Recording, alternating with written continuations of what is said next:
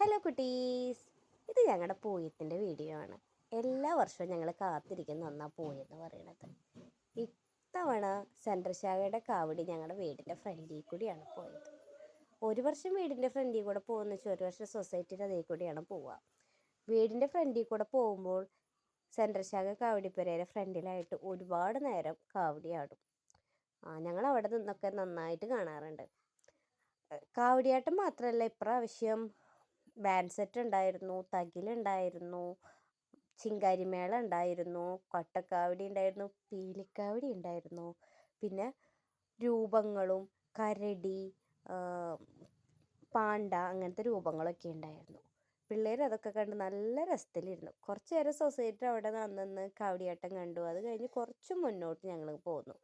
എന്നിട്ട് അവിടെ നിന്നിട്ടും കാവടിയാട്ടവും ആദ്യം രൂപങ്ങളൊക്കെ കണ്ടപ്പോൾ പിള്ളേർക്ക് ചെറിയൊരു പേടി തോന്നി. പക്ഷെ പിന്നീട് രൂപങ്ങളുടെ അടുത്ത് പോയി അവർക്ക് ഷേക്കൻഡ് കൊടുക്കലും അവരെ തൊട്ട് നോക്കലൊക്കെ ആയിരുന്നു പരിപാടി.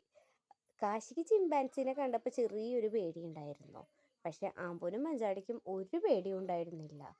അവർ ആ ചിമ്പാൻസിക്ക് ഷേക്കൻഡൊക്കെ കൊടുത്ത് അങ്ങനെ നടക്കുന്നുണ്ടായി. കൂടാതെ രൂപങ്ങൾക്കും ഷേക്കൻഡ് കൊടുക്കുന്നുണ്ടായിരുന്നു.